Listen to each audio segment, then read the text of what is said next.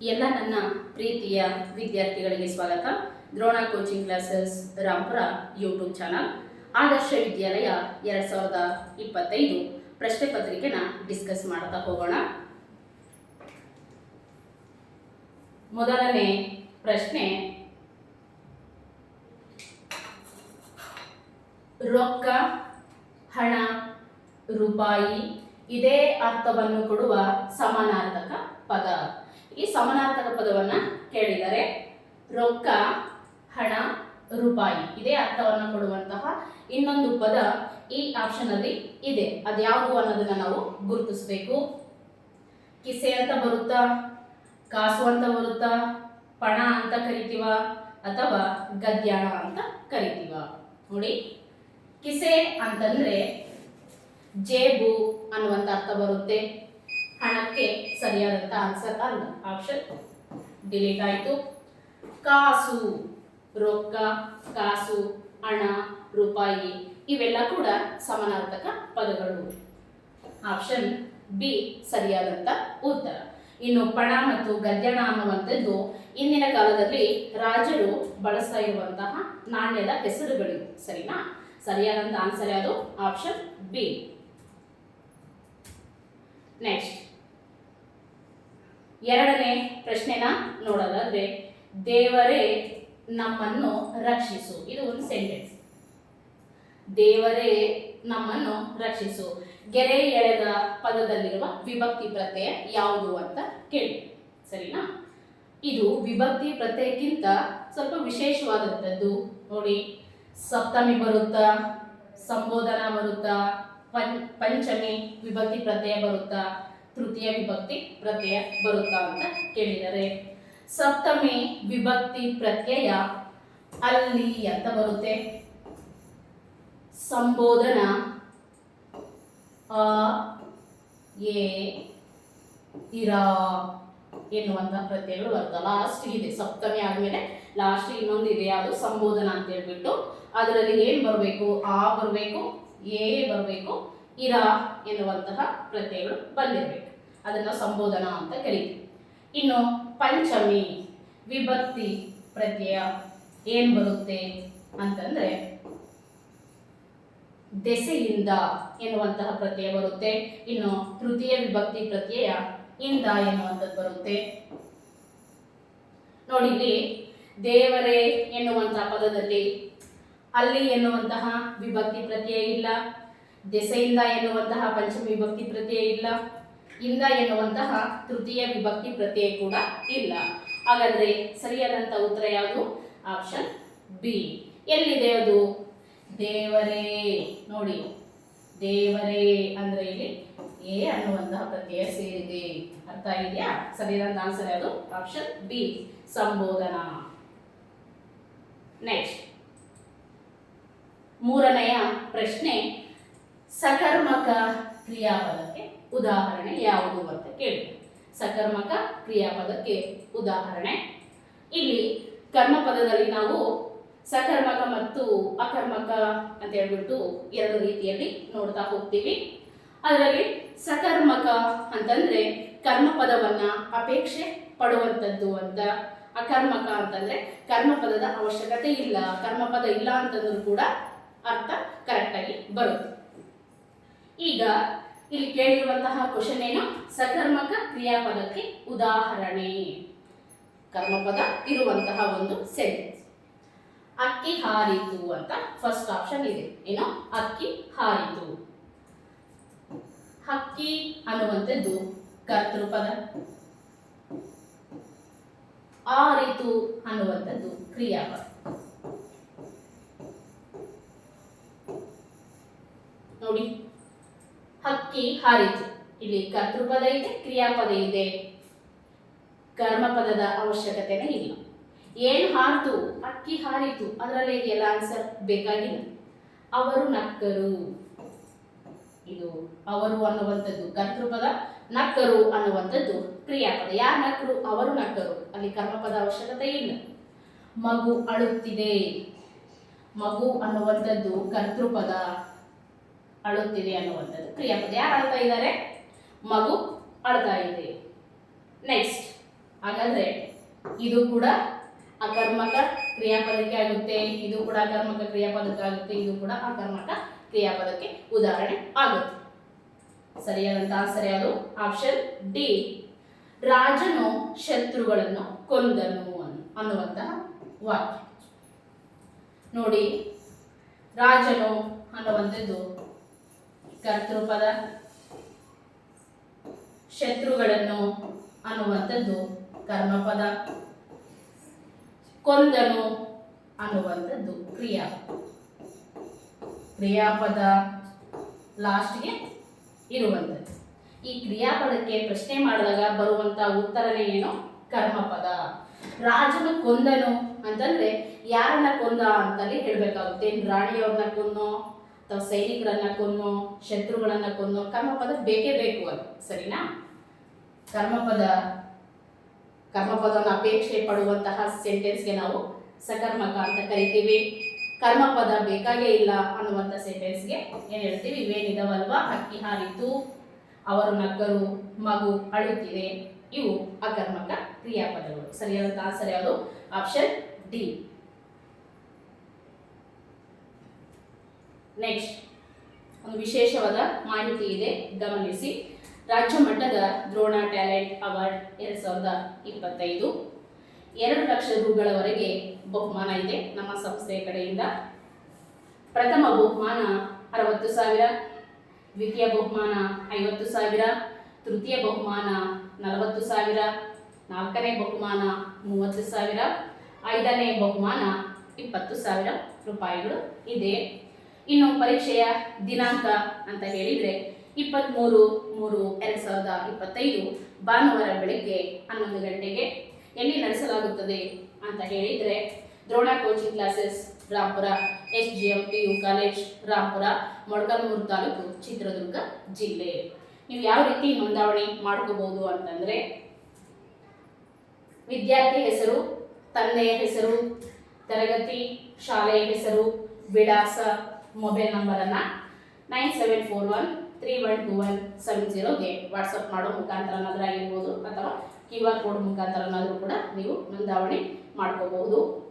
ಇನ್ನು ಪರೀಕ್ಷೆ ಶುಲ್ಕ 100 ರೂಪಾಯಿ ಇರುತ್ತೆ. ಪರೀಕ್ಷಾ ಮಾಧ್ಯಮ ಕನ್ನಡ ಮತ್ತು ಇಂಗ್ಲಿಷ್. ಇನ್ನು ಪರೀಕ್ಷೆಯ ವಿಷಯಗಳು ಅಂತಂದರೆ ಕನ್ನಡ, ಇಂಗ್ಲಿಷ್, ಗಣಿತ, ಸಾಮಾನ್ಯ ಜ್ಞಾನ GK ಇರುತ್ತೆ, ಮಾನಸಿಕ ಸಾಮರ್ಥ್ಯ ಮೆಂಟಲ್ ಎಬಿಲಿಟಿ ಕೂಡ ಇರುತ್ತೆ. ಓಕೆ, ಒಳ್ಳೆಯ ಅವಕಾಶ ಇದೆ, ಸದುಪಯೋಗ ಪಡಿಸ್ಕೊಡಿ ಅಂತ ಹೇಳ್ತಾ ನೆಕ್ಸ್ಟ್ 4ನೇ ಪ್ರಶ್ನೆ. ದಯವಿಟ್ಟು ಎಲ್ಲರೂ ನಿಂತುಕೊಳ್ಳಿರಿ. ಏನಿದೆ? ದಯವಿಟ್ಟು ಎಲ್ಲರೂ ನಿಂತುಕೊಳ್ಳಿರಿ. ಇದು ಯಾವ ವಾಕ್ಯಕ್ಕೆ ಉದಾಹರಣೆ ಅಂತ ಕೇಳಿ ರಿಕ್ವೆಸ್ಟ್ ಮಾಡ್ಕೊಳ್ಳುವಂಥದ್ದು, ವಿನಂತಿ ಮಾಡ್ಕೊಳ್ಳುವಂಥದ್ದಲ್ಲಿ ಜೋರು ಮಾಡ್ತಾ ಇಲ್ಲ ನೋಡಿ. ದಯವಿಟ್ಟು ರಿಕ್ವೆಸ್ಟ್ ಇದೆ, ಎಲ್ಲರೂ ನಿಂತ್ಕೊಳ್ಳಿ ಅಂತ ಹೇಳ್ತಾರೆ. ಈ ವಾಕ್ಯ ನಿಷೇಧಾರ್ಥಕ ವಾಕ್ಯಕ್ಕೆ ಬರುತ್ತಾ, ಪ್ರಶ್ನಾರ್ಥಕ ವಾಕ್ಯಕ್ಕೆ ಉದಾಹರಣೆ ಆಗುತ್ತಾ, ವಿದ್ಯಾರ್ಥಕ ವಾಕ್ಯಕ್ಕೆ ಉದಾಹರಣೆ ಆಗುತ್ತಾ ಅಥವಾ ಉದ್ಗಾರವಾಚಕ ವಾಕ್ಯಕ್ಕೆ ಉದಾಹರಣೆ ಆಗುತ್ತಾ ಅಂತ ಕೇಳಿ. ನಿಷೇಧಾರ್ಥಕ ವಾಕ್ಯ ಅಂತಂದ್ರೆ ಅಲ್ಲಿ ಕ್ರಿಯೆ ನಡೆಯದೇ ಇಲ್ಲ, ಸರಿನಾ? ಓದು ಅಂತ ಹೇಳಿದ್ರೆ ಓದಲ್ಲ, ಓದನು, ಬಾರನು, ತಿನ್ನನು, ನೋಡನು ಇಂಥ ವರ್ಡ್ಸ್ ಬರ್ತವೆ ಯಾವುದರಲ್ಲಿ? ನಿಷೇಧಾರ್ಥಕ ವಾಕ್ಯದ. ಇದು ಬರದೇ ಇಲ್ಲ. ಪ್ರಶ್ನಾರ್ಥಕ ವಾಕ್ಯ ಅಂತಂದ್ರೆ ಕ್ವಶನ್ ಮಾಡ್ತಾ ಇರಬೇಕು.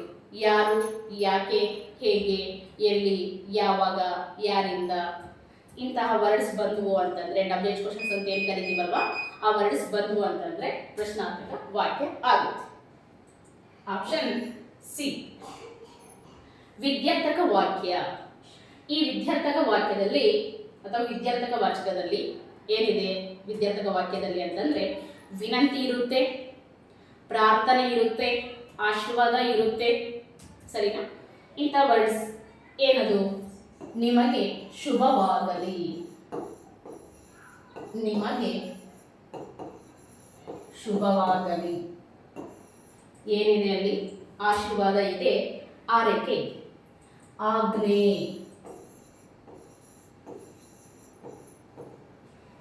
ನೀವೆಲ್ಲರೂ ಕಡ್ಡಾಯವಾಗಿ ಹೋಗಲೇಬೇಕು ಅಂತ ಆಜ್ಞೆ ಮಾಡುವಂತ ಆಜ್ಞೆ ಕೂಡ ಇರುತ್ತೆ.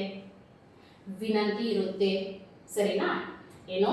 ಆಜ್ಞೆ, ವಿನಂತಿ, ಆಶೀರ್ವಾದ, ಪ್ರಾರ್ಥನೆ. ಪ್ರಾರ್ಥನೆ ಮಾಡೋದು ಕೂಡ ದೇವರೇ ನಮ್ಮನ್ನು ಕಾಪಾಡು ಅಂತ ಹೇಳ್ತೀವಿ ಅಂತಂದ್ರೆ ಅಲ್ಲಿ ದೇವರಿಗೆ ಪ್ರಾರ್ಥನೆಯನ್ನು ಸಲ್ಲಿಸ್ತಾ ಇರುವಂಥದ್ದು. ಸರಿನಾ? ಪ್ರಾರ್ಥನೆ ಕೂಡ ಸೇರುತ್ತೆ. ಯಾವ್ದು ಬರುತ್ತೆ? ವಿದ್ಯಾರ್ಥಕ ವಾಕ್ಯಕ್ಕೆ ಬರುತ್ತೆ. ಸರಿಯಾದಂತ ಆನ್ಸರ್ ಯಾವುದು? ಆಪ್ಷನ್ ಸಿ, ವಿದ್ಯಾರ್ಥಕ. ಇನ್ನು ಉದ್ಗಾರ ವಾಚಕ ಅಂತಂದ್ರೆ ಆಶ್ಚರ್ಯ ಸೂಚಕ ಅಂತ ಹೇಳ್ತೀವಲ್ವಾ. ಏನಾರ ನೋಡಿದ ತಕ್ಷಣ ಸಡನ್ ಆಗಿ ನಾವು ಆಶ್ಚರ್ಯದಿಂದ ಹೇಳ್ತೀವಲ್ವಾ, ಅಪ್ಪ ಎಷ್ಟು ದೊಡ್ಡವು, ಎಷ್ಟು ಸುಂದರವಾದ ದೃಶ್ಯ, ಇಂಥವಕ್ಕೆ ನಾವೇನಂತ ಕರಿತೀವಿ? ಉದ್ಗಾರ ವಾಚಕ ಅಂತ ಹೇಳ್ಬಿಟ್ಟು ಕರಿತೀವಿ.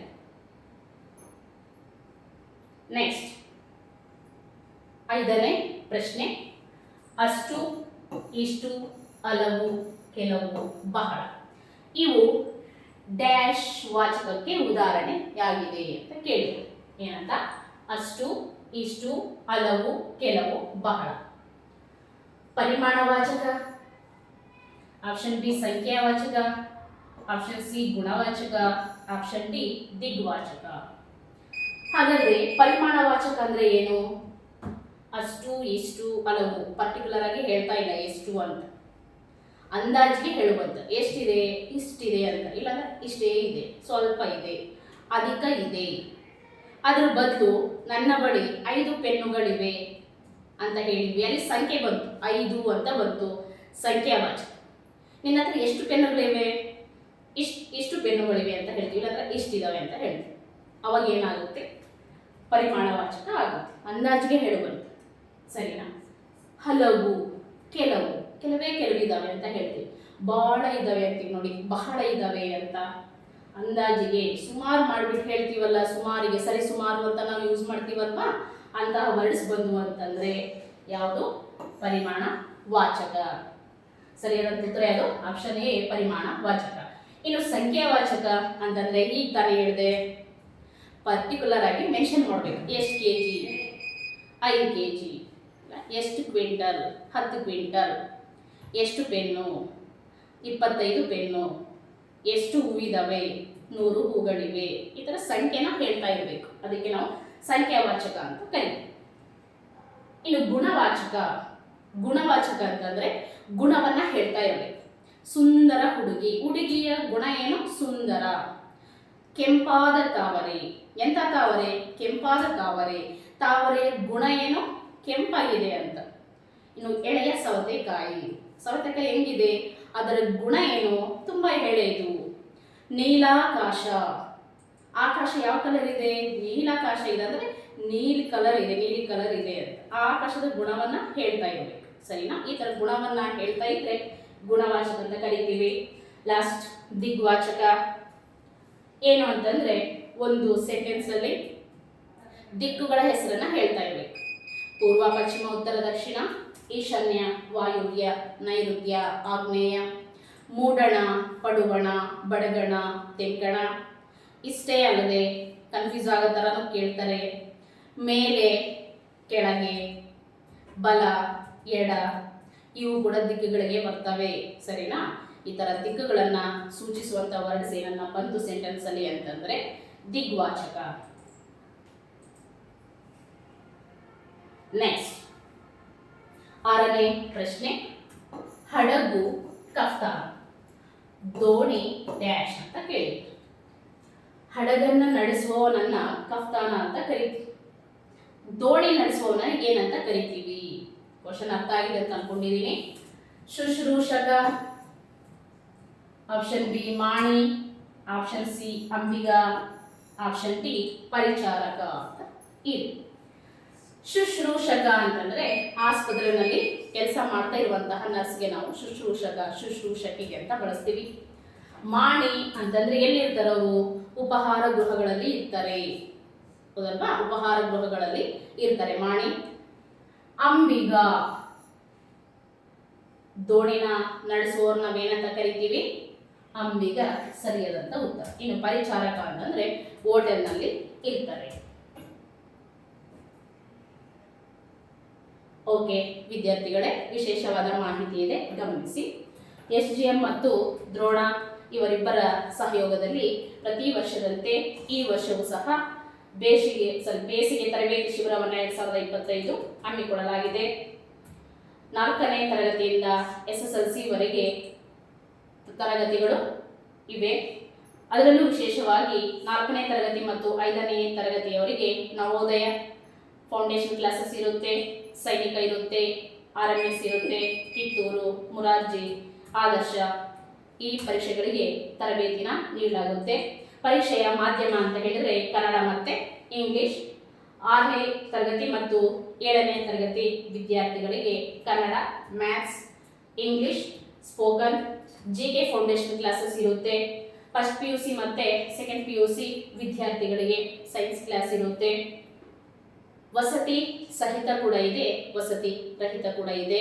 2 ತಿಂಗಳ ಅವಧಿ ಸದುಪಯೋಗ ಪಡಿಸ್ಕೊಳ್ಳಿ ಅಂತ ಹೇಳ್ತಾ, ಇನ್ನೂ ಹೆಚ್ಚಿನ ಮಾಹಿತಿಗಾಗಿ ಫೋನ್ ನಂಬರ್ ಇದೆ, ಕಾಂಟ್ಯಾಕ್ಟ್ ಮಾಡಿ ಅಂತ ಹೇಳ್ತಾ, ನೆಕ್ಸ್ಟ್ 7ನೇ ಪ್ರಶ್ನೆ, ಹಣ ಖರ್ಚು ಮಾಡದ ವ್ಯಕ್ತಿ.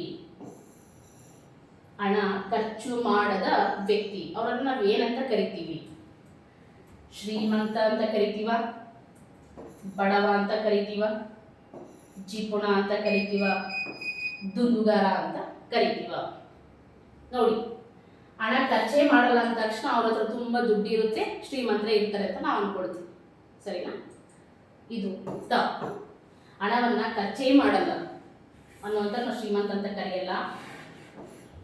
ನೋಡಿ, ಬಡವನೂ ಅಲ್ಲ, ಜಿಪುಣ ಸರಿಯಾದಂಥ ಉತ್ತರ. ಹಣವನ್ನ ಖರ್ಚೇ ಮಾಡಲ್ಲ, ತುಂಬ ಜುಗ್ಗ ಇದ್ದಾನೆ, ಅವನು ತುಂಬ ಕಂಜೂಸ್ ಅಂತ ಅಂತೀವಲ್ವಾ, ಅವರು ಜಿಪುಣ.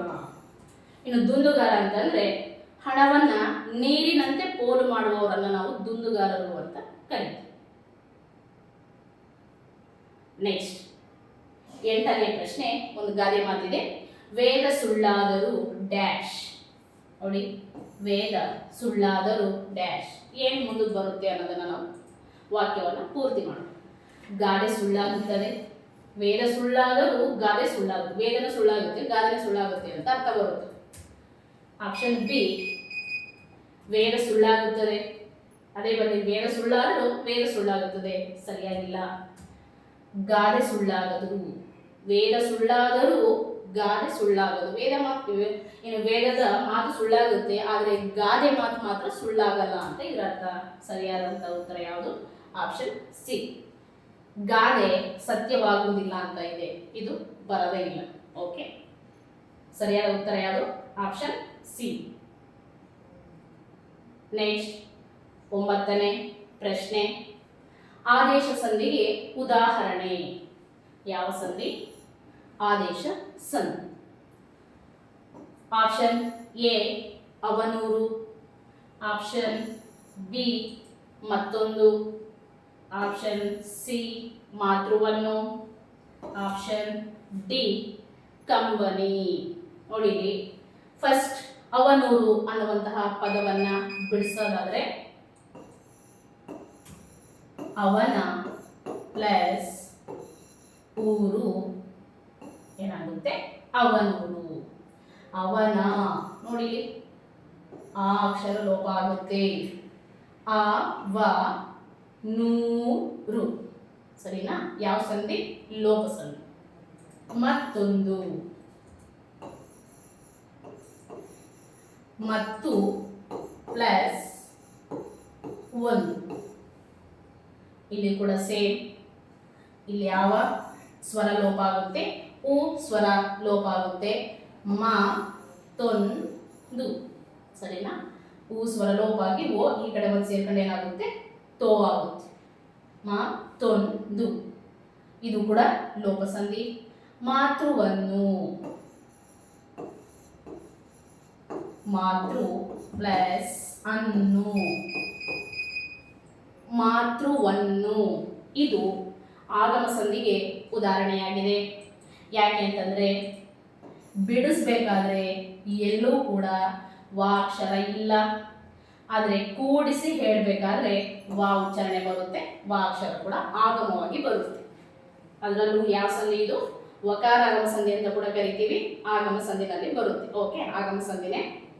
ನೆಕ್ಸ್ಟ್, ಹಾಗಾದ್ರೆ 3 ಕೂಡ ಆದೇಶ ಸಂಧಿಗೆ ಬರಲಿ. ಲಾಸ್ಟ್ ಕಂಬನಿ. ಇದನ್ನ ಹೆಂಗ್ ಬಿಡಿಸೋದು? ಕಣ್ ಪ್ಲಸ್ ಪನಿ ಕಂಬನಿ. ಕ ತ ಪ ಇವಕ್ಕೆ ಏನ್ ಬರಬೇಕು? ಗ ದ ಬ. ಕಾಗೆ ಗ ಬರಬೇಕು, ತಾಕೆ ತ ಬರಬೇಕು, ಪಾಕೆ ಬ ಬಂದಿರಬೇಕು. ಸರಿನಾ? ಇಲ್ಲ ಹಾಗಾದ್ರೆ ಯಾವ್ದು ಬಂದಿದೆ ಕಂಬನಿನಲ್ಲಿ? ಕಣ್ ಪ್ಲಸ್ ಪನಿ ಅಂತ ಇದೆಯಲ್ಲ, ಪ ಅಕ್ಷರಕ್ಕೆ ಯಾವ್ದು ಬರಬೇಕು? ಬ. ಬಿಡಿಸ್ಬೇಕಾದ್ರೆ ಪ ಅಕ್ಷರ ಬಂದಿದೆ, ಕೂಡಿಸಿ ಹೇಳ್ಬೇಕಾದ್ರೆ ಏನಾಗಿದೆ? ಬ ಬಂದಿದೆ. ಅರ್ಥ ಆಗಿದೆ ಅಂತ ಅನ್ಕೊಂಡಿದ್ದೀನಿ. ಇಲ್ಲಿ ಪ ಅಕ್ಷರ ಇದೆ, ಕೂಡಿಸಿ ಹೇಳ್ಬೇಕಾದ್ರೆ ಏನ್ ಬಂತು? ಬ ಬಂತು. ಪಾಗೆ ಬ. ಕಾತ ಪಾಗಳಿಗೆ ಗಾದ ಬಾಗಳು ಆದೇಶವಾಗಿ ಬಂದ್ರೆ ನಾವು ಆದೇಶ ಸಂಧಿ ಅಂತ ಕರಿತೀವಿ. ಹಾಗಾದ್ರೆ ಆದೇಶ ಸಂಧಿಗೆ ಉದಾಹರಣೆ ಯಾವುದು ಬಂತು? ಕಂಬನಿ. ಸರಿಯಾದಂತ ಉತ್ತರ ಯಾವುದು? Option D.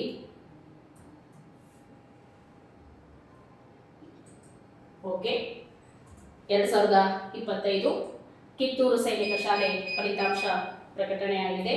ನಮ್ಮ ಸಂಸ್ಥೆಯಲ್ಲಿ 34ಕ್ಕೆ 18 ಜನ ಉತ್ತಮ ಫಲಿತಾಂಶವನ್ನು ತೆಗೆದುಕೊಂಡು ಆಯ್ಕೆಯಾಗಿದ್ದಾರೆ. ಇವರೆಲ್ಲರಿಗೂ ಕೂಡ ಅಭಿನಂದನೆಗಳನ್ನು ಸಲ್ಲಿಸ್ತಾ, ನೀವು ಕೂಡ ಈ ಅವಕಾಶವನ್ನು ಉಪಯೋಗಿಸ್ಕೊಳ್ಳಿ, ಒಳ್ಳೆಯ ಫಲಿತಾಂಶವನ್ನು ತಗೊಳ್ಳಿ ಅಂತ ಹೇಳ್ತಾ, ಹೆಚ್ಚಿನ ಮಾಹಿತಿಗಾಗಿ ಕೆಳಗೆ ಕೊಟ್ಟಿರುವಂತಹ ಫೋನ್ ನಂಬರ್ಗೆ ಕಾಂಟ್ಯಾಕ್ಟ್ ಮಾಡಿ ಅಂತ ಹೇಳ್ತಾ, ನೆಕ್ಸ್ಟ್ 10ನೇ ಪ್ರಶ್ನೆ. ನಟ್ಟ ನಡುವೆ ಎಂಬುದು ಡ್ಯಾಶ್ಗೆ ಉದಾಹರಣೆ ಅಂತ ಇದೆ. ಈ ನಟ್ಟ ನಡುವೆ ಎನ್ನುವಂಥ ಪದ ಯಾವುದಕ್ಕೆ ಉದಾಹರಣೆ ಆಗುತ್ತೆ? ಯಾವ ವ್ಯಾಕರಣಾಂಶಕ್ಕೆ ಇದು ಎಕ್ಸಾಂಪಲ್ ಆಗುತ್ತೆ? ಆಪ್ಷನ್ ಎ ದ್ವಿರುಕ್ತಿ, ಆಪ್ಷನ್ ಬಿ ಜೋಡು ನುಡಿ, ಆಪ್ಷನ್ ಸಿ ಅವ್ಯಯ, ಆಪ್ಷನ್ ಡಿ ಸಮಾಸ. ನೋಡಿ, ದ್ವಿರುಕ್ತಿ ಒಂದೇ ಪದ ಎರಡು ಸಲ, ದ್ವಿ ಅಂದ್ರೆ ಎರಡು, ಉಕ್ತಿ ಅಂದ್ರೆ ರಿಪೀಟ್ ಆಗುತ್ತೆ. ಒಂದೇ ಪದ ಎರಡು ಸಲ ಬಂದಿರಬೇಕು, ಅದನ್ನ ನಾವು ದ್ವಿರುಕ್ತಿ ಅಂತ ಕರಿತೀವಿ. ಇನ್ನು ಜೋಡು ನುಡಿ ಅಂತಂದ್ರೆ ಜೊತೆಯಾಗಿ ಬರ್ತವೆ, ಹಣ್ಣು ಹಂಪಲು ಅನ್ನುವಂಥದ್ದು, ಅಂಕೆ ಸಂಖ್ಯೆ ಅನ್ನುವಂಥದ್ದು. ಸರಿನಾ? ಇಂಥ ವರ್ಡ್ಸ್ ಬಂದಿರ್ತವೆ. ಇಲ್ಲಿ ಅಂಥದ್ದು ಯಾವುದು ಇಲ್ಲ. ಜೋಡು ನುಡಿ ತಪ್ಪು. ಅವ್ಯಯ ಬರದೇ ಇಲ್ಲ. ಸರಸರ, ದಗದಗ, ಪಟಪಟ, ಜುಳು ಜುಳು, ಸುಯ್ಯನೆ ಸೌಂಡ್ ಬಗ್ಗೆ ಹೇಳ್ತಾ ಇರಬೇಕು. ಸರಿನಾ? ಅಂತ ವರ್ಡ್ಸ್ಗಳು ಅವ್ಯಯಕ್ಕೆ ಬರ್ತವೆ. ಅದರಲ್ಲೂ ಸಾಮಾನ್ಯ ಅವ್ಯಯ, ಅನುಕರಣವೇ ಅಂತ ಬೇರೆ ಬೇರೆ ವಿಧಗಳನ್ನು ನಾವು ನೋಡ್ತಾ ಹೋಗ್ತೀವಿ. ಇನ್ನು ಸಮಾಸಕ್ಕೂ ಕೂಡ ಇದು ಬರಲ್ಲ. ಸರಿನಾ? ಸಮಾಸಕ್ಕೂ ಬರಲ್ಲ. ಹಾಗಾದ್ರೆ ಸರಿಯಾದಂತಹ ಉತ್ತರ ಯಾವುದು? ಆಪ್ಷನ್ ಎ ದ್ವಿರುಕ್ತಿ. ಇಲ್ಲಿ ಎರಡು ಬೇರೆ ಬೇರೆ ತರ ವರ್ಡ್ಸ್ ಇದಾವಲ್ವಾ? ದ್ವಿರುಕ್ತಿಗೆ ಏನ್ ಬರುತ್ತೆ? ಈ ಬನ್ನಿ ಬನ್ನಿ ಅನ್ನುವಂಥದ್ದು, ಬನ್ನಿ ಅನ್ನುವಂಥದ್ದು ಮತ್ತೆ ಇನ್ನೊಂದ್ಸಲ ಬನ್ನಿ ಅಂತ ಬಂತು. ಹೌದು ಅನ್ನುವಂಥದ್ದು ಇನ್ನೊಂದ್ಸಲ ಹೌದು ಅಂತ ಬಂತು. ಮತ್ತೆ ಮತ್ತೆ ಮತ್ತೆ ಮತ್ತೆ ಅವು ಕೂಡ ಎರಡು ಸಲ ಬಂತು. ಆದ್ರೆ ಇಲ್ಲಿ ನಟ್ಟ ನಡುವೆ ಅನ್ನುವಂಥದ್ದು ಹೆಂಗ್ ಬರುತ್ತೆ? ಇಲ್ಲಿ ಕನ್ಫ್ಯೂಸ್ ಆಗ್ಬಿಡ್ತೀರಿ. ಏನ್ ಮಾಡ್ತೀರಿ? ಜೋಡು ನುಡಿಗೆ ಅದಕ್ಕೆ ಆಗ್ಬಿಡ್ತೀರಿ. ಸರಿನಾ? ಆ ತಪ್ಪು ಮಾಡಬೇಡಿ. ನಿಮಗೆ ಡೌಟ್ ಬಂತು ಅಂತಂದ್ರೆ ಒಂದ್ಸಲ ಏನ್ ಮಾಡಿ, ಕೊಟ್ಟಿರುವಂತ ಪದನ ಬಿಡಿಸಿ ಆನ್ಸರ್ ತಾನಾಗಿ ಸಿಗುತ್ತೆ. ನಟ್ಟ ನಡುವೆ ಹೆಂಗ್ ಬಿಡಿಸೋದು? ನಟ್ಟ ನಡುವೆ ನೋಡಿ, ಸೆಂಟ್ರಲ್ ಇದ್ದಾರೆ ಅಂತ ಅರ್ಥ. ತುತ್ತ ತುದಿ, ತುತ್ತ ಅಂದ್ರೂ ಕೂಡ ಕೊನೆನೆ, ತುದಿ ಅಂದ್ರೂ ಕೂಡ ಕೊನೆನೆ. ಮೊದಲು ನೋಡಿ, ಒಂದೇ ಸಲ ಹೇಳೋದು ಮೊದಲು, ಎರಡು ಒಂದೇ ಅರ್ಥ, ಫಸ್ಟ್ ಅಂತಾನೆ ಅರ್ಥ. ಇಲ್ಲಿ ನಟ್ಟ ನಡುವೆ ಅನ್ನುವಂಥ ಪದನ ಹೆಂಗ್ ಬಿಡಿಸೋದು? ನಡುವೆ ಪ್ಲಸ್ ನಡುವೆ, ನಡುವೆ ಪ್ಲಸ್ ನಡುವೆ, ನಟ್ಟ ನಡುವೆ. ಇಲ್ಲಿ ಪ್ಲಸ್ ಒಂದು ತೆಗೆದು ಬಿಟ್ರೆ ನಡುವೆ ನಡುವೆ, ನಟ್ಟ ನಡುವೆ ಆಯ್ತಾ? ಎರಡು ಸಲ ನಡುವೆ ನಡುವೆ ಅನ್ನುವಂಥ ಪದಗಳು ಬಂದ್ವಾ? ಹಾಗಾದ್ರೆ ದ್ವಿರುಕ್ತಿ ಎಕ್ಸಾಂಪಲ್ ಆಯ್ತು ತಾನೆ? ಓಕೆ, ಸರಿಯಾದಂಥ ಉತ್ತರ ಯಾವುದು? ಆಪ್ಷನ್ ಎ ದ್ವಿರುಕ್ತಿ. ಓಕೆ ವಿದ್ಯಾರ್ಥಿಗಳೇ, ಕ್ಲಾಸ್ ಎಲ್ರಿಗೂ ಅರ್ಥ ಆಗಿದೆ ಅಂತ ಭಾವಿಸ್ತಾ ವೀಕ್ಷಿಸಿದ್ದಕ್ಕಾಗಿ ಧನ್ಯವಾದಗಳು.